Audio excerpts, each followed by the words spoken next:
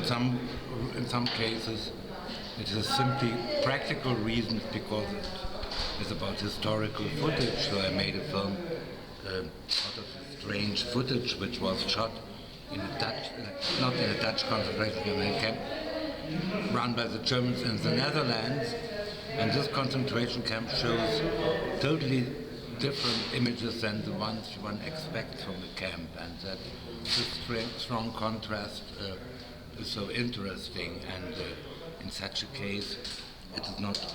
It also means distance because we know all these terrible images of humiliated people, and perhaps it's not good to show the images of them again and again, but to create a kind of distance by looking at images which are leading to these concentration camps we know, but where you can't see the things you expect.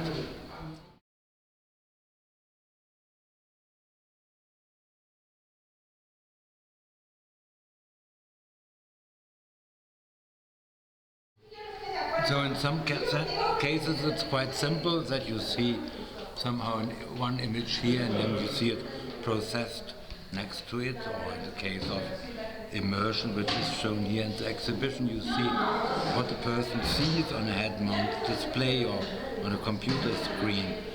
So in this case, the function is quite simple. What in television you would have a little window showing what these people are seeing or so. But then, of course, other uses can be made of it. Let's say a more associative kind of assembling images. You allow them to be present at the same time. It is not so strict as usually where you say not image A but now image B also. In this case you have A and B at the same time, and that opens a totally different reading, but a different syntax. A syntax which is more about A in relation to B than A rules B or the reverse.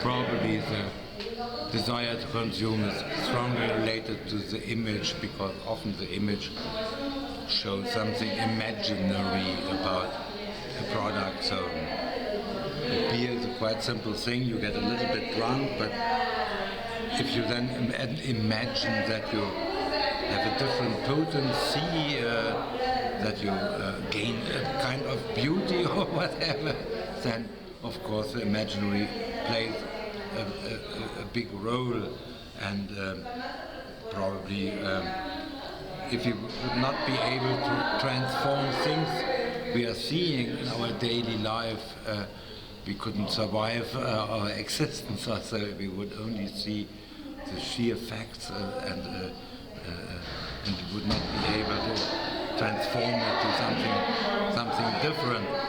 That is like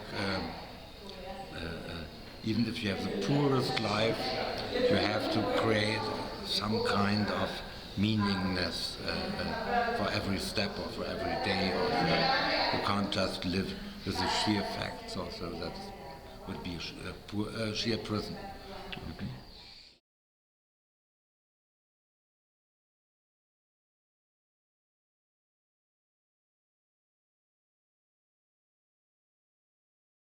Yeah, of course, that's the reason that somehow this hopes that they have a different potency than all these entertainment images or informational images. That is one approach. Other approaches are to use them in a different way, that they don't have this meaningless that don't create this meaningless bombardment which images nowadays. We are exposed to such images nowadays, also mostly under fire images.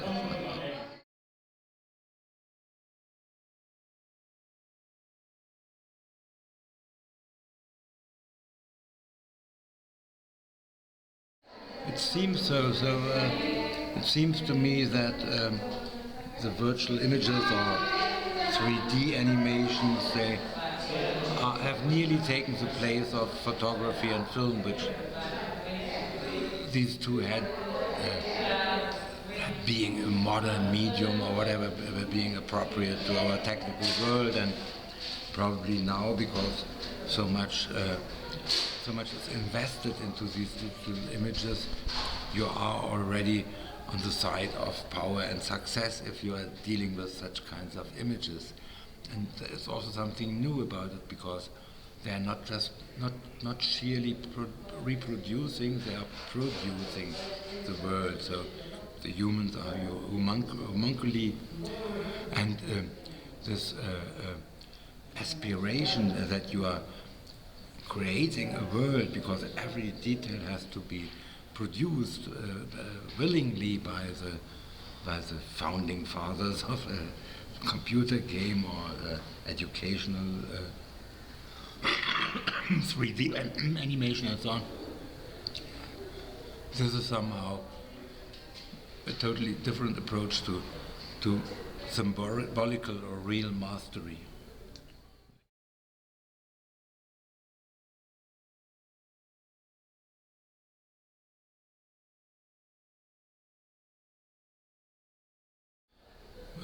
It first started that I thought, wonderful, if I have this additional opportunity to work for museums, then I can also have projects which I can't sell to television or whatever. And then the options in television faded away, and it seemed to be an exile or a real transition. So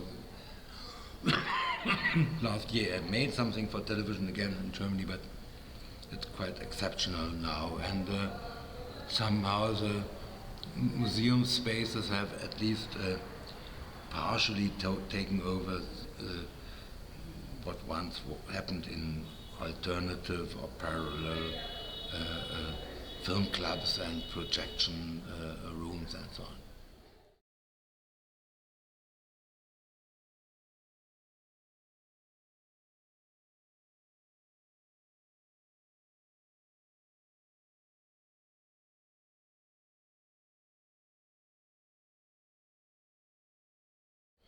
It has to do something with exploring. So if you travel and if you have a project, let's say if you are just showing films, that's already better than just traveling, because then you meet, let's say, curators or museum people or gallerists or artists or whatever. But if you have such a project, you emerge very fast after within only 2 weeks into some of the social real.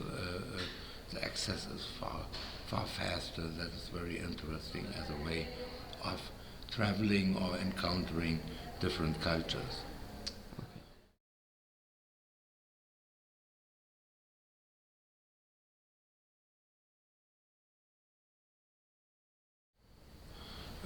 Against any structure, that would be a great aim, yeah. So at least one should not rely on pre-given structures. Also, it's very important that things move now and then, and that you see them from different points of views and so on. So in this sense, it is resistance.